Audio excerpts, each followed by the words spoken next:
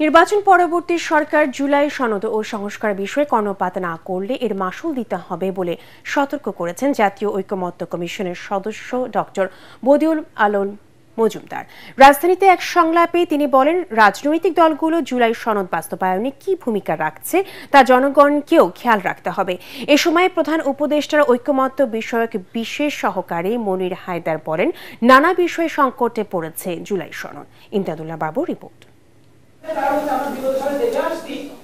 প্রস্তাবিত জুলাই সনদ ও নাগরিক ভাবনা বিষয়ে সিরডাপ মিলনায়তনে এই সংলাপের আয়োজন করে সুশাসনের জন্য নাগরিক সুজন। এতে জুলাই সনদে রাষ্ট্র সংস্কারের যেসব বিষয় অন্তর্ভুক্ত করা হয়েছে তার বাস্তবায়ন নিয়ে শঙ্কা জানান বক্তারা। যেই তিন জোটের রূপরেখা দেখেছি, আসলে ক্ষমতায় আসলে তারা এগুলো বাস্তবায়ন করে না।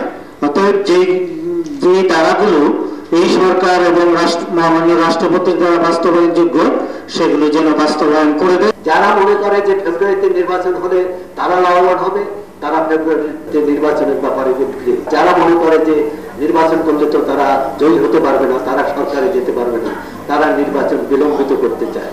রাজনৈতিক দলগুলোর মধ্যে যখন এই সুবিধাবাদী চিন্তা, তখন তাদের প্রতি ভরসা রাখাটা কঠিন। এটা নিয়ে কি কিছু লেখা আছে কিনা যে আমাদের বিচার কাজটা যাতে চলমান থাকে এবং সরকার যাতে দুনিয়া উল্টে যাক, এই বিচার কাজগুলো যাতে সমাধান করে। এ সময় প্রধান উপদেষ্টার ঐকমত্য বিষয়ক বিশেষ সহকারী মনির হায়দার বলেন, জুলাই সনদে সুপারিশগুলো বাস্তবায়নের পথ খুঁজছে কমিশন।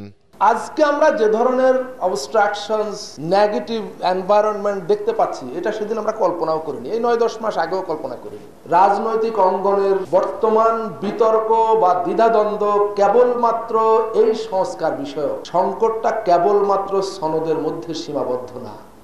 এখানে দৃশ্যমান অদৃশ্যমান আরো অনেক ইস্যু আছে এবং এগুলোর সমাধান হতে পারে কেবলমাত্র আমাদের কাঙ্ক্ষিত রাজনৈতিক সমঝোতার মাধ্যমে। সংলাপে ঐকমত্য কমিশনের সদস্য ডক্টর বদিউল আলম মজুমদার বলেন, জুলাই সনদের সার্থকতা নির্ভর করছে এটি বাস্তবায়নের উপর।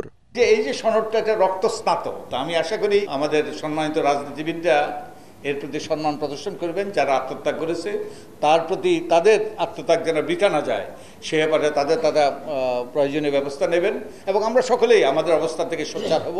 রাজনীতিবিদরা যদি এর প্রতি কর্ণপাত করে তাদেরকে মাশুল দিতে হবে এবং দুর্ভাগ্যবশতের সাথে হয়তো আমাদেরকে নাগরিকদেরকে মাশুল দিতে হবে। আমরা আশা করি যে আবারও যেন আমাদেরকে মাশুল দিতে না হয়। সংস্কার ইস্যুতে রাজনৈতিক দলগুলোর ভূমিকার ওপর সাধারণ নাগরিকদের নজর রাখার আহ্বানও জানান সুজন সম্পাদক। ইমদাদুল্লাহ বাবু, ATN বাংলা, ঢাকা।